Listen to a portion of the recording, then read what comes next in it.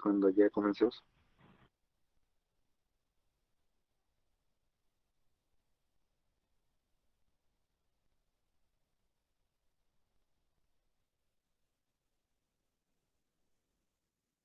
Sí, van 2 minutitos más, por favor.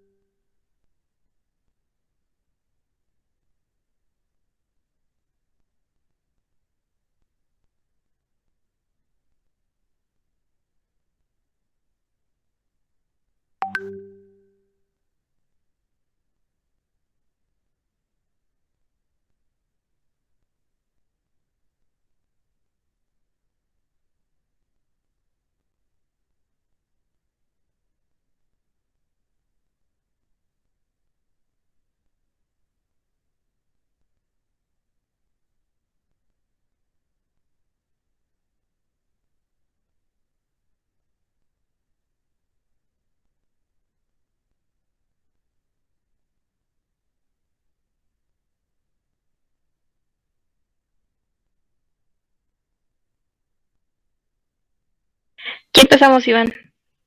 Gracias. Está bien.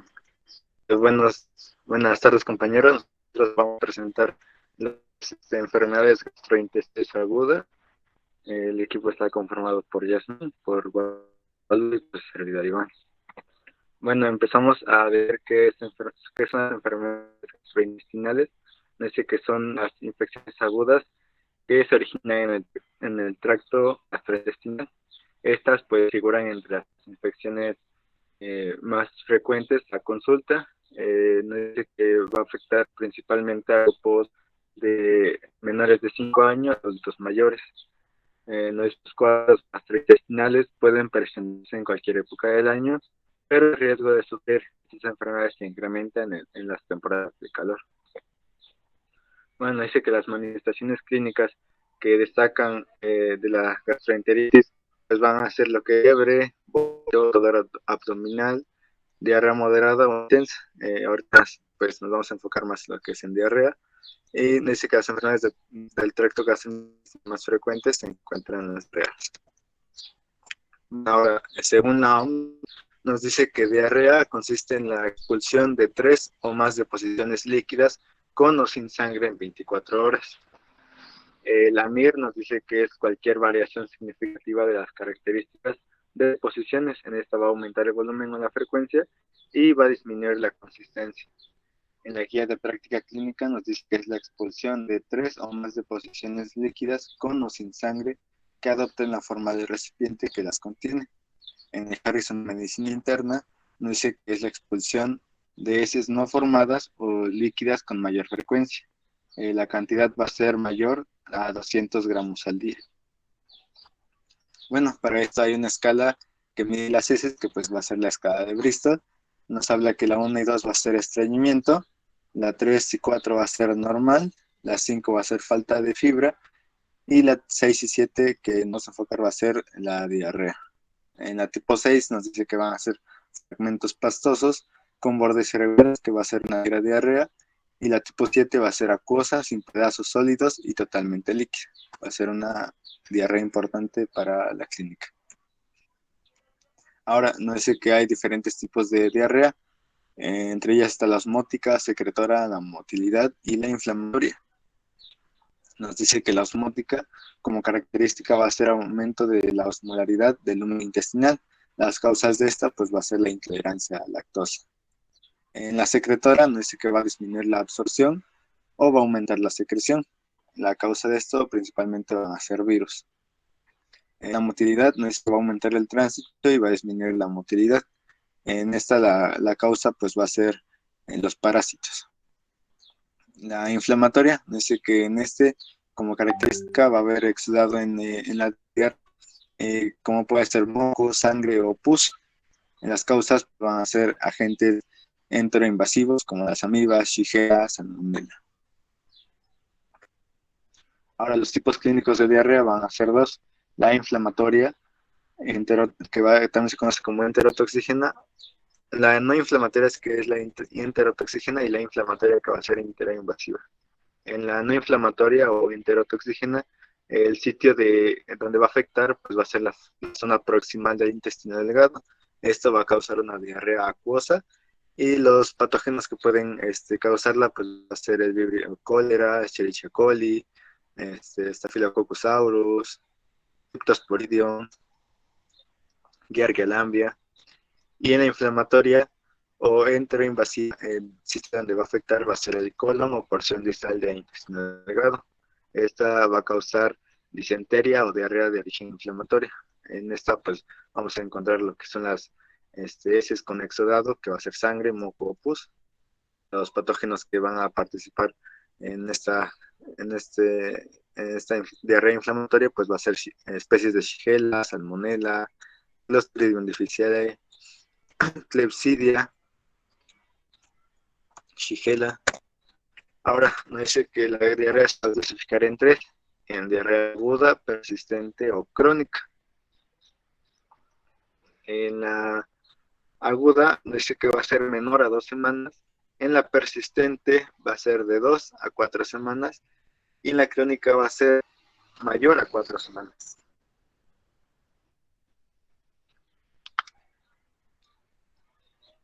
Bueno, nos vamos a enfocar más lo que es diarrea aguda. Nos dice que en su epidemiología dice que más de 1.000 millones de personas tienen diarrea aguda una o más veces al año. El 10% a consulta por diarrea. Hay 250.000 hospitalizaciones y 500 de estos fallecen.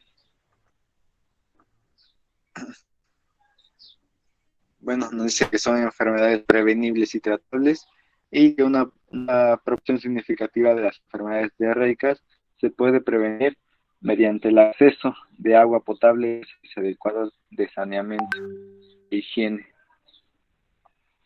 Ahora, enfermedades diarreicas, la forma de transmisión va a ser fecal, oral, y consumir alimentos o bebidas contaminadas.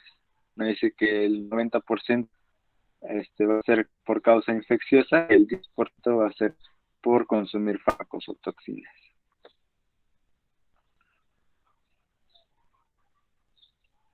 Bueno, aquí les puse una tabla de la epidemiología, y nos dice que, bueno, como podemos ver, los grupos de edad que van a estar más afectados va a ser en los menores de 5 años y en los adultos de 25 a 44 años. Son los grupos más vulnerables para estas diarreas. Bueno, ahora factores de riesgo. Nos dice que higiene, por no lavar las manos, principalmente los niños que luego andan jugando en el patio y no lavan las manos para ir a comer, o entre ellos que tocan cualquier cosa y andan jugando. Los viajes, en estas pues se presenta la famosa diarrea del viajero. La desnutrición que va a causar, porque al momento de que padezcan diarrea, pues van a tener una diarrea grave. También como factor de riesgo también va a ser la deficiencia de inmunoglobulina A, también malnutrición, que pues principalmente los niños que no tienen una buena nutrición y son afectados por la diarrea, pues van a tener una diarrea grave. La fuente de agua, que pues en la materia fecal pues va a contaminar las tomas de agua y pues vamos a contraer la diarrea. En esta pues principalmente pasa en comunidades rurales que pues las tomas de agua están contaminadas o usan las letrinas todavía. Otras pues que va a ser de la transmisión de persona a persona, que una persona que ya tiene diarrea pues no tiene buena higiene y por ejemplo cocina, pues va a transmitir el virus o el agente a las personas que consumen ese alimento. Ahora también el predominio estacional es importante, es decir, que de otoño a invierno va a estar principalmente la diarrea vírica y de primavera a verano va a ser la diarrea causada por bacterias. Está la cuestión alimentaria que nos dice que va a tener un periodo de incubación de 1 hora, va a ser el Staphylococcus aureus, que los síntomas que vamos a encontrar en el cuadro clínico va a ser náusea, vómito y diarrea.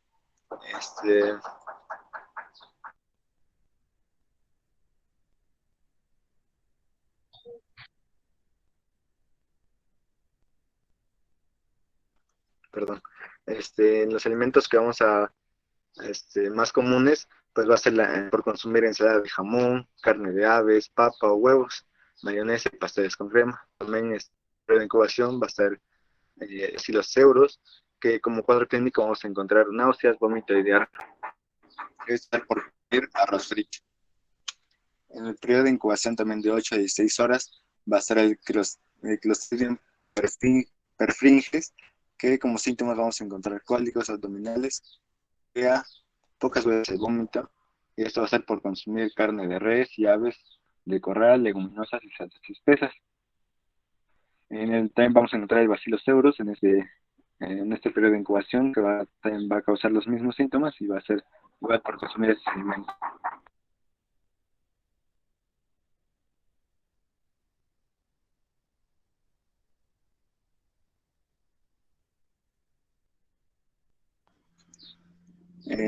Los otros también que van a causar diarrea acuosa o con exudado, va a ser los que tengan de incubación mayor de 16 horas. Pues va a ser el virus cólera, va a ser por consumir mariscos o agua contaminada, Escherichia coli, E. coli enterohemorrágica, especies de Salmonella, Campylobacter jejuni, especies de Shigella, Vibrio, también va a ser por consumir ensaladas, quesos, carne molida, jugo de manzana, lechuga cruda, moluscos y crustáceos.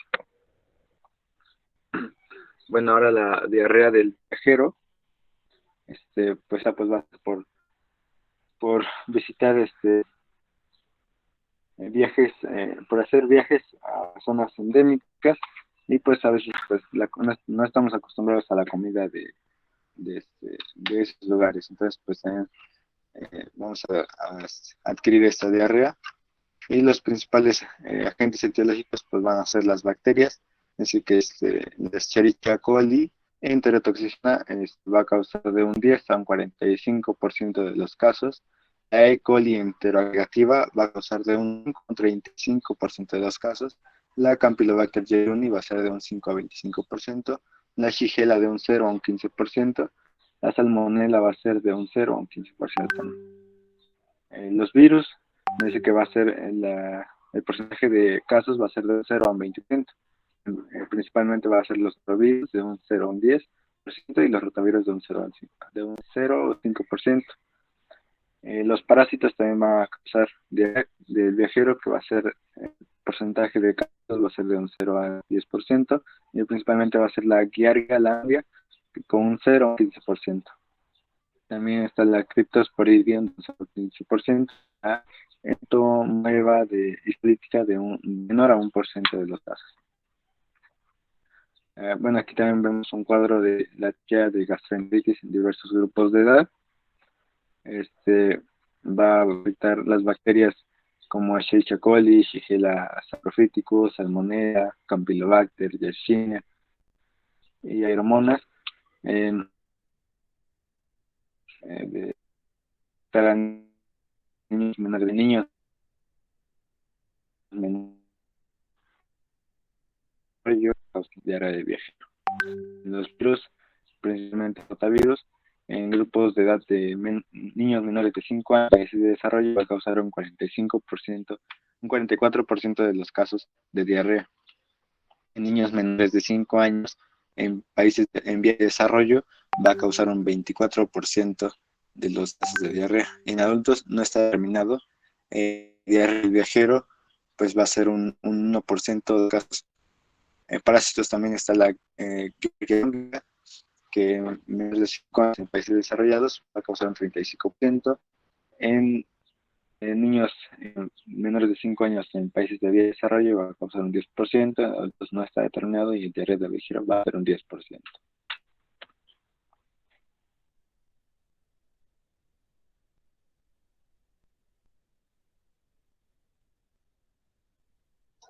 Bueno, compañeros, yo les voy a hablar sobre la etiología. Siguiente, por favor.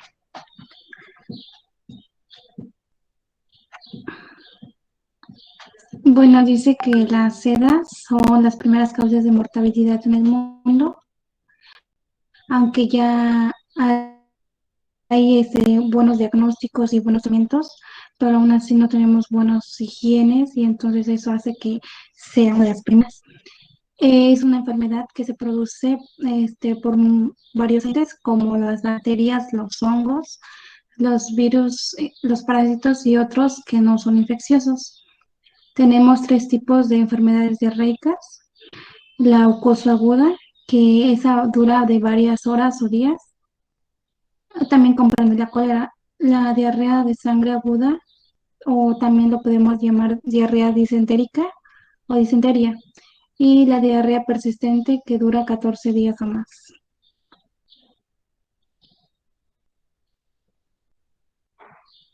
Siguiente. Bueno, como les decía, tenemos las infecciosas y no infecciosas. En las infecciosas podemos encontrar las bacterias, las virales, las parasitarias y los hongos. Algunos ejemplos de las bacterias son Escherichia coli, Shigella, Salmonella, Campylobacter, Yersinia, Klebsiella, Streptococcus aureus, Clostridium vibrios, Aeromonas y Plasmodium.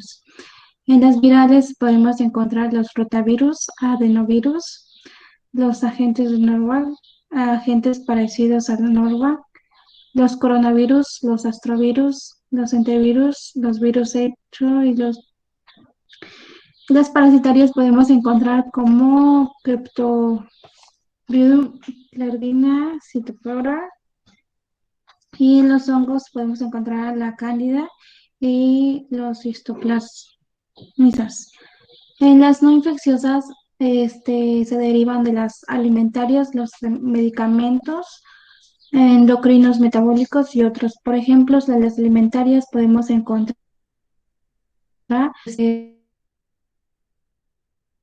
muy concentradas, el abandono de la lactancia materna, la intolerancia a la lactosa y el exceso de frutas y vegetales.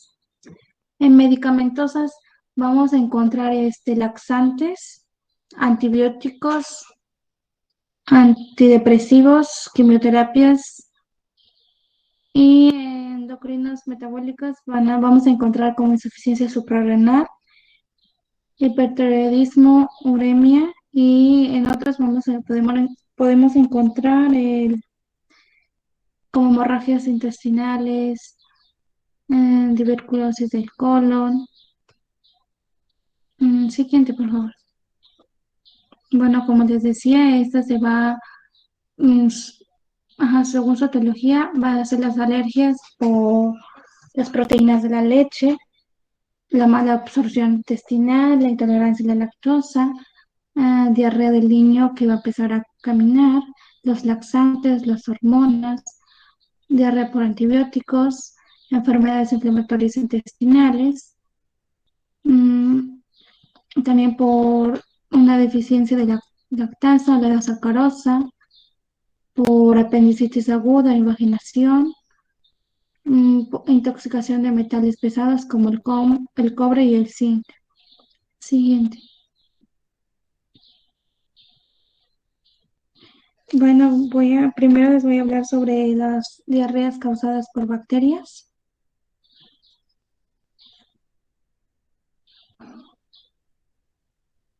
Una de las más comunes, que esta se produce por el Escherichia coli, el Campylobacter jejuni, Salmonella, la Shigella, la Yersinia, la Enterococci, la Vibrio clorax y el Clostridium difficile. Siguiente. Bueno, esto les decía, como les decía el compañero, esta es más transmitida por los alimentos, por las frutas y verduras, que porque no tenemos una buena higiene, no sabemos cómo debemos lavarlos adecuadamente, o porque optamos por alimentos mucho más baratos. Siguiente. Bueno, el Escherichia coli, esta se contrae a través de aguas o alimentos contaminados. Se desencadena, se desencadena una colitis hemorrágica y causa una diarrea súbita, sangre y retortijones abdominales. La salmonela es por carnes y aves mal cocidas y huevos. La shigella se transmite de una persona a otra por contacto directo a los heces. Clostridium difficile, esta se causa por la diarrea mucosa.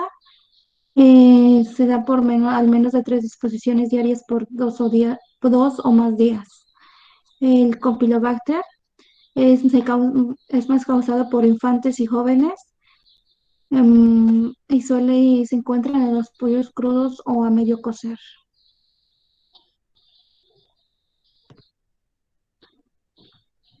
La etiología de las bacterias. El Campylobacter se incuba al menos de 2 a 5 días. Sus síntomas son diarrea, dolor abdominal, fiebre, vómitos. Esta dura al menos de 2 a 10 días. Una de las características, por aves pocos cocinadas, y su laboratorio va a ser un copro especial. La salmonella enteritidis va a ser de 1 a 3 días. Su sintomatología va a ser una diarrea, fiebre, dolor. Se va a incubar al menos de 4 a 7 días. Esta se va a dar por los huevos y las aves, e igual su laboratorio va a ser un copro. La salmonella tipti o paratipti se incuba de 7 a 14 días. Su sintomatología va a ser fiebre, cefalea, malestar, escalofríos. Esta dura menos de 7 días. Se da por huevos, aves, agua contaminada, comida callejera. Igual su laboratorio va a ser un copro. Las auroras van a ser en un periodo exacto. Por eso su duración va a ser, su sintomatología va a ser un vómito y fiebre. Esta se va a dar por agua contaminada, como les decía Iván, en tiempos de verano, y va a ser un laboratorio especial. La Yersinia se incuba de 24 a 48 horas, va a presentar diarreas, vómitos, fiebre y dolor. Dura al menos de 1 a 3 semanas. Es por la carne de cerdo, leche no pasteurizada y agua. Su laboratorio va a ser por medio de heces o sangre o vómito especial. La shigella esta va a durar de 24 a 48 horas. Presenta como fiebre, diarrea, dolor abdominal, dura al menos de 4 a 7 días Igual va a ser comida y agua contaminada y su laboratorio va a ser un copro. La Escherichia coli enteropatogenia va a durar de 1 a 3 días. Su sintomatología va a ser diarrea acosa, dolor abdominal y vómitos. Su duración va a ser de 3 a 10 días. Igual va a ser por la comida o agua contaminada y su laboratorio va a ser un copro o teca especiales. La Escherichia coli hemorrágica va a ser una diarrea sanguinolenta intensa. Va a durar al menos de 5 a 10, 5 a 10 días. Su característica va a ser por medio de un buey, leche, frutos y vegetales crudos, aguas contaminadas y su laboratorio va a ser un copro o teque especiales. El Staphylococcus aureus su incubación va a ser de unas 6 horas. Va a presentar vómitos súbitos, náuseas. Va a durar al menos de 24 a 48 horas. Se da por las carnes, patatas, ensaladas y pasteles. Y ese va a ser un clínico. El Bacillus cereus va a durar al menos de unas 6 horas en incubarse. Igual va a ser por náuseas y vómitos súbitos. Su duración es 24 horas. Esta se va a dar más por el arroz y las carnes y también va a ser un clínico. Siguiente, por favor.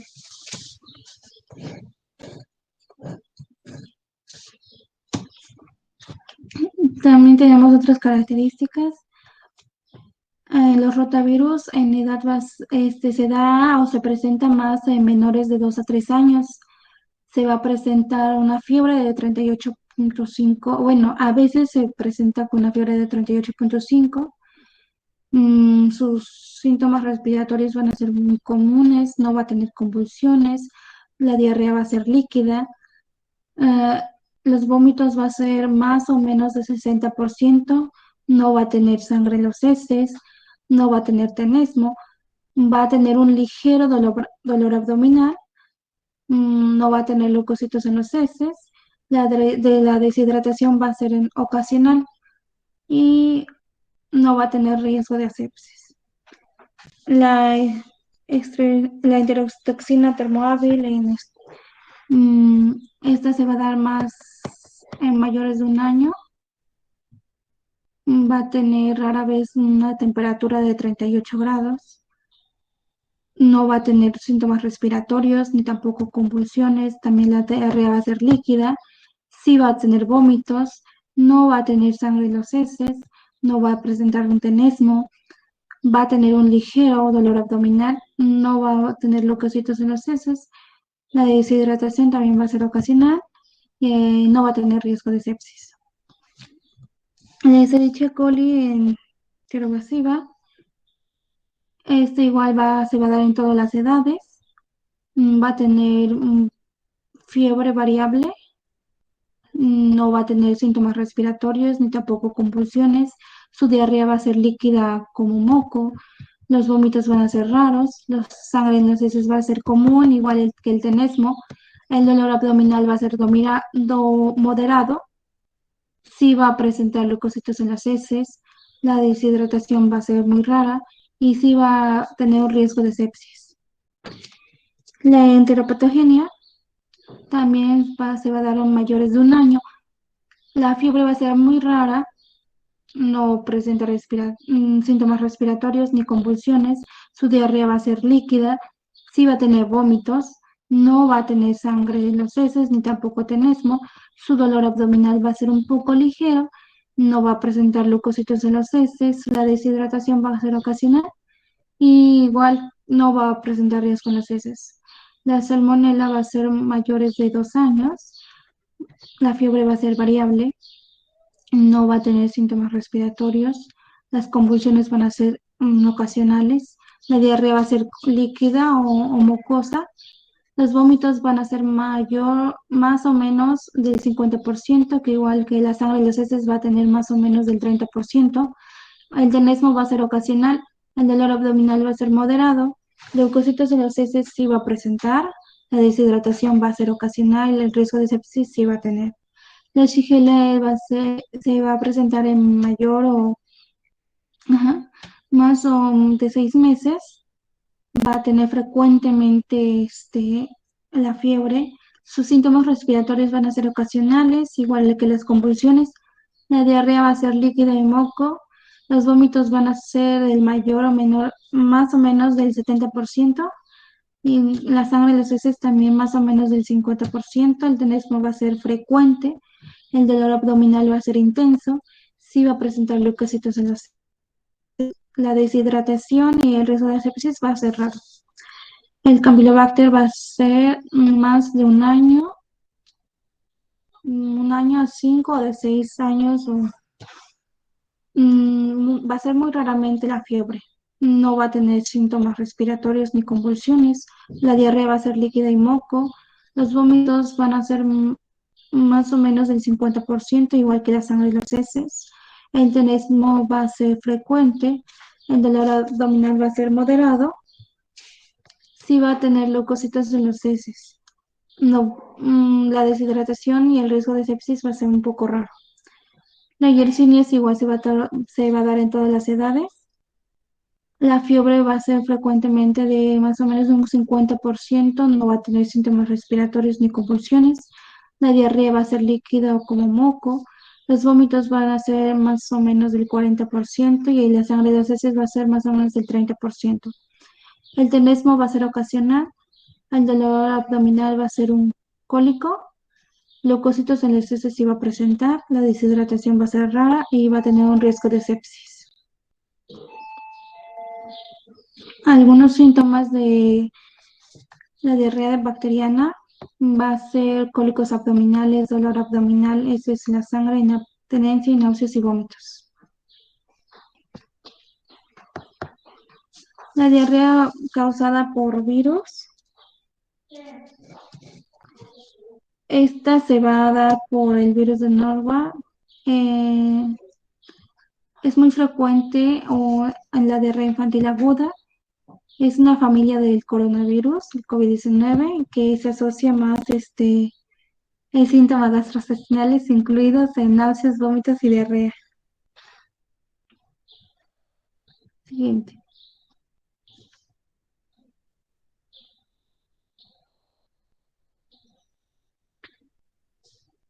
Como les decía, se va a dar más entre niños de edad escolar. Esto también se da mucho en los brotes en los hospitales, barcos y cruceros. El rotavirus es el principal causa de gastroenteritis graves en niños, el astrovirus y el adenovirus entérico. Son la familia de los virus. En el rotavirus, el grupo A es la primera causa de diarrea viral en lactantes y niños. En el grupo B son brotes diarreicos adultos. En el grupo C son casos esporádicos en niños. El calcivirus y virus del Norwalk son brotes, vómitos y diarreas en niños mayores y adultos. Es la familia de familias, comunidades, instituciones y alimentos. El adenovirus entérico es el segundo agente causal viral en diarrea en lactantes en niños pequeños. El saporovirus en casos esporádicos y brotes lactantes en niños pequeños y ancianos. El astrovirus se da en casos esporádicos en brotes lactantes, niños pequeños y ancianos también. Siguiente.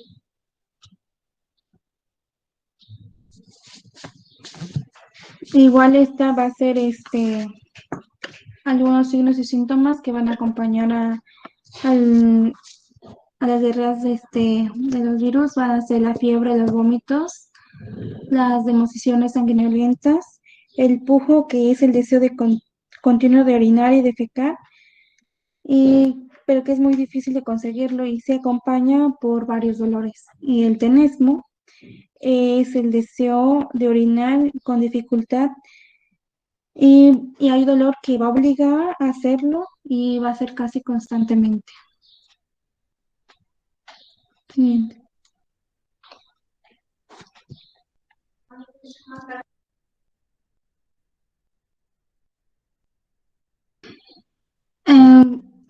haber una deshidratación, lo más recomendable van a ser los sueros orales. Como ya nos decía la doctora Abby, vamos a tener 3 tipos de planes. El plan A va a ser para pacientes con enfermedades diarreicas, pero que vamos a atender en el hogar. Esta va a continuar con la alimentación habitual. Vamos a poner líquidos que va a regular el hogar, así como la vida de suero oral. Vamos a también a capacitar a las mamás, a las personas que estén con el enfermo, para que conozcan los signos que van a ser la deshidratación o otros signos de alarma de la enfermedad. En el plan B, son para pacientes con deshidratación con atención a unidad de salud. Esta se va a administrar vía de suero oral de 100 mililitros por kilogramo de peso en dosis fraccionadas cada 30 minutos durante 4 horas. Si el paciente presenta vómito, vamos a tener que esperar como 10 minutos y vamos a intentar otra vez con la hidratación oral más lentamente. Al mejorar el estado de hidratación, vamos a pasar el plan A, pero si nuestro paciente recae de nuevo, vamos a tener que repetir el plan B. Y en el plan C, va a ser para nuestros pacientes con choque hipovolémico por deshidratación y va a iniciar inmediatamente a administrar líquidos por vía intravenosa con una solución Hartmann. Y si no se encuentra disponible, vamos a tener que usar una solución salina isotónica al 0.9. Siguiente.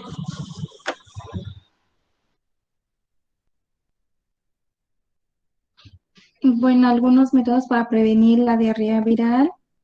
Vamos a tener que lavarnos las manos frecuentemente antes de cada comida, antes de preparar la comida y antes y después de ir al baño, al estornudar o toser.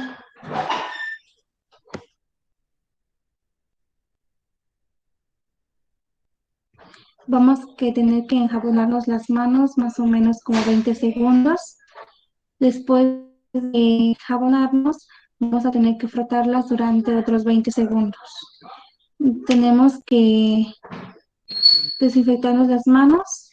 Si no tuviéramos al alcance agua y jabón, vamos a tener que usar un desinfectante con base de alcohol. Vamos a aplicar el desinfectante para manos. Vamos a cubrir el dorso y la palma de ambas manos. Vamos a tener que usar un producto que al menos contenga el 60% de alcohol. Siguiente.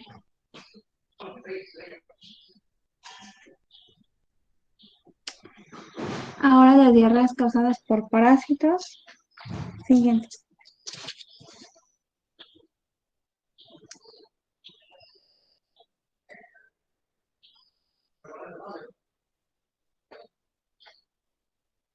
Esto se da por alimentos y aguas contaminados. Por eso se transmiten los parásitos. Por ejemplo, la diarrea del viajero. Esta es como más causada por parásitos Clostridium difficile, es otro tipo de bacteria y va a causar infecciones graves. Esto al parecer después de un tratamiento antibiótico durante una hospitalización. Siguiente. Las infecciones parasitarias. Ajá, perdón. Sí, síguele.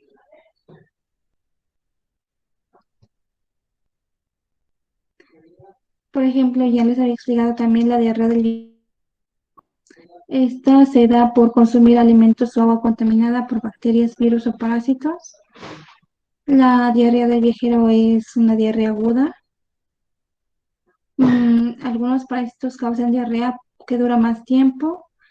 La diarrea del viajero es un problema en personas que viajan de países en vías de desarrollo.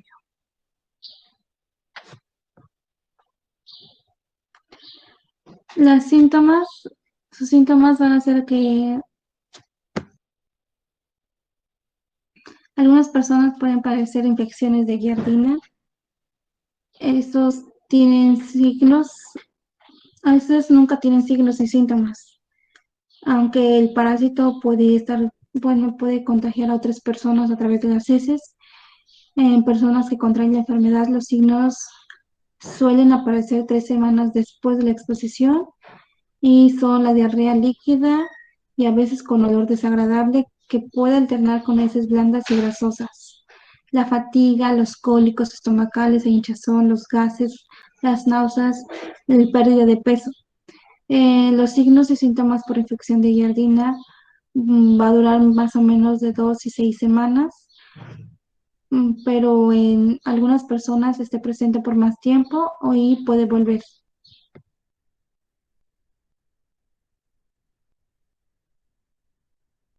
Siguiente.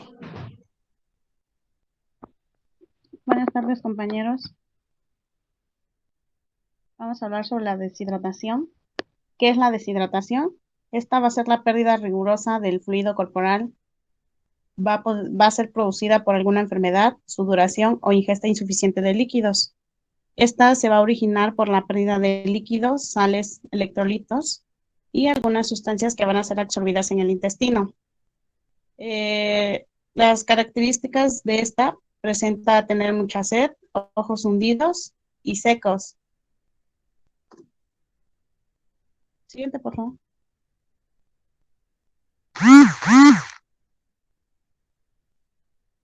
Tenemos diferentes tipos de deshidratación. En la deshidratación isotónica va a ser la pérdida equitativa de agua y de solutos de líquido extracelular. Estas se presentan en caso de vómitos, diarreas o de ingesta insuficiente. Aquí no se produce ni un intercambio osmótico de agua del espacio intracelular al espacio extracelular. Este tipo de deshidratación es muy frecuente en los niños pequeños.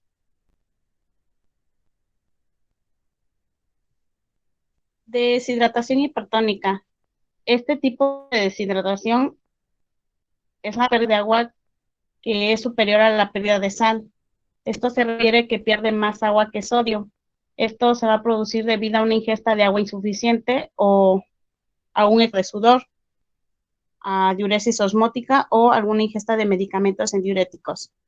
Este se caracteriza por su intercambio osmótico de agua desde el líquido intracelular al líquido extracelular.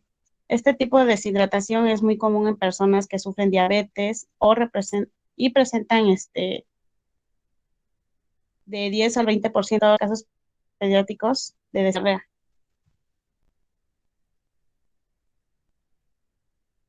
En la deshidratación hipotónica, en este caso se pierde más sodio que agua, como ocurre en casos de alta sudoración o pérdidas de agua gastrointestinales, o cuando el déficit de agua y de electrolitos se trata solo de reposición de agua. Este se caracteriza por el intercambio osmótico del líquido desde la región extracelular a la región intracelular. Aquí se produce cuando se ingiere demasiada cantidad de u otros líquidos sin ningún contenido. Este tipo de deshidratación se produce de 10 al 15% en los casos pediátricos con diarrea. En esta existe la complicación de muerte, la cual lleva a una inflamación que causa una presión en el cerebro, un edema cerebral. Este tipo se le conoce como la hiponatremia.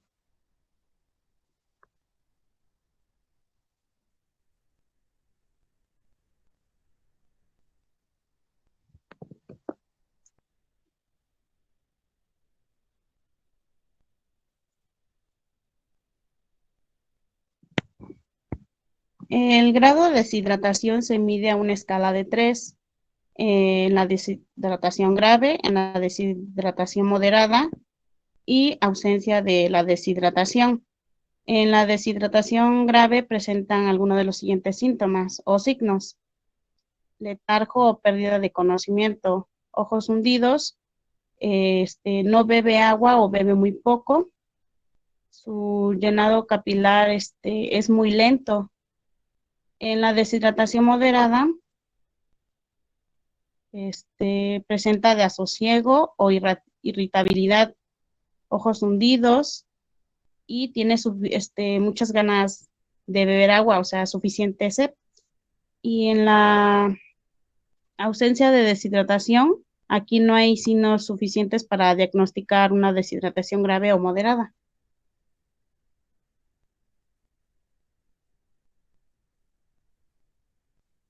En el tratamiento de diarrea aguda, el tratamiento puede ser no farmacológico, la rehidratación, puede ser oral con soluciones ricas en glucosa y electrolitos. Las fórmulas recomendadas por la OMS en pacientes con vómitos. La atención debe de ser muy importante en la deshidratación en pacientes de edad avanzada, ya que estos proporcionan el riesgo mayor de muerte. Las soluciones salinas isotónicas pueden ser intravenosas en caso de intolerancia a la vía oral o pérdida de peso mayor de 8 a 10%.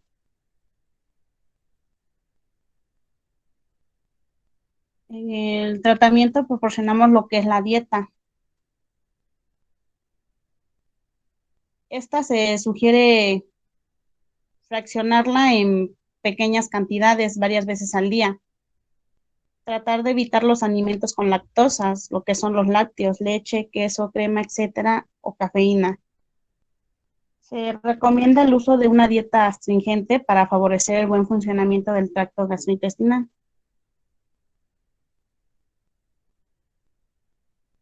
Presentamos otro tipo de tratamiento, el farmacológico, que se especifica al agente causal identificado de cierta enfermedad.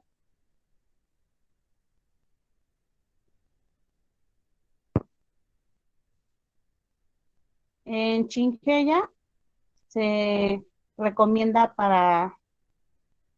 las recomendaciones son para los adultos. En Chinchilla se recomienda el ciprofloxacino de 500 miligramos 2 veces al día. Ese tratamiento es de 1 o 3 días. En su alternativa puede ser el trimethoprim con sulfametosazol de 800 de 160 miligramos 2 veces al día. En la salmonela se recomienda lo que es la trimethoprim con sulfametosazol, ciprofloxacino de 500 2 veces al día durante 5 o 7 días. En la Escherichia coli, el ciprofloxacino de 500 miligramos 2 veces al día. Este es un tratamiento de 1 a 3 días. Como alternativa tenemos la trimethoprim con sulfametosazol de 800 sobre 160 miligramos durante 7 días.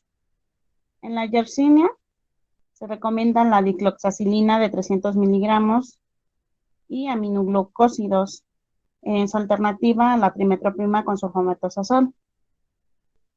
En el Vibrio, de dicloxacilina de 300 miligramos, o en su caso, tetraciclinas de 500, 4 veces al día durante 3 días, o en su alternativa, ciprofloxacino en dosis única. En el Disifel, el metronidazol de 250 miligramos, 4 veces al día, hasta 500 miligramos de 3 veces al día durante 10 días. En la Giardia, el metronidazol de 500 miligramos 3 veces al día durante 5 a 10 días, más el idoquinol de 650 miligramos 3 veces al día durante 10 días. En la Salmonella tenemos lo que es el ciprofloxacino de 500 miligramos 2 veces al día por 10 días. La ceftriaxona de 1 o 2 gramos al día por 10 días. El succiniliato de bismuto en suspensión. Se sugieren diarreas agudas leves moderadas, no complicadas. 10 mililitros por vía oral cada 4 horas y 10 mililitros adicionales posteriormente a cada evacuación que se le presente. Y la loperamida, que puede ser una tableta de 2 miligramos cada hora.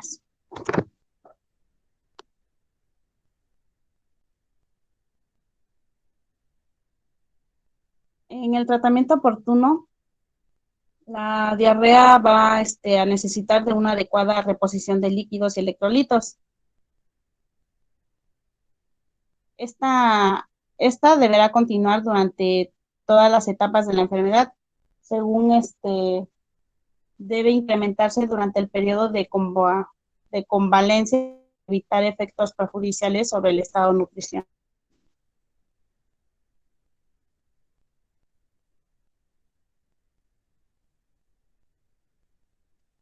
En la prevención de las EDAs, presentamos lo que es la prevención primaria, que es la promoción de la salud. Este es un índice de anasamiento elevado, el cual se asocia con un incremento significativo en el riesgo de diarrea aguda en la población general. El lavado de manos, se va a asociar con una disminución de riesgo de diarrea en la población general en un 80%. Las medidas reguladoras para el procedimiento y manejo de los alimentos establecidos públicos y privados.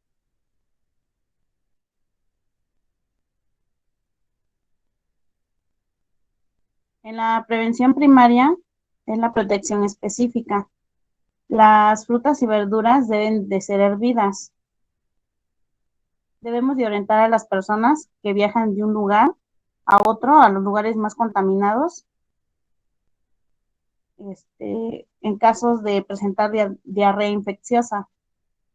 Debemos de desinfectar el agua, hervirla durante 1 o 3 minutos. Esta se debe a temperatura ambiente. Debemos clorar o yodarla. Usar filtros de agua con poros de C14. Estas deben de estar en constante vigilancia de alimentos tales como huevos.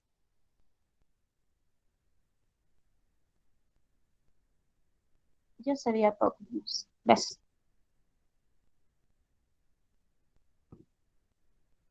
Bueno, ese sería todo nuestro tema. No sé si tengan alguna duda.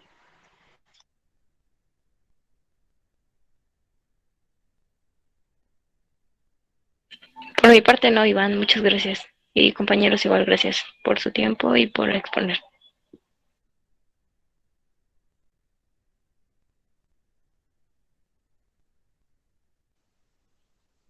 Igual por mi parte no, igual, está muy bien todo.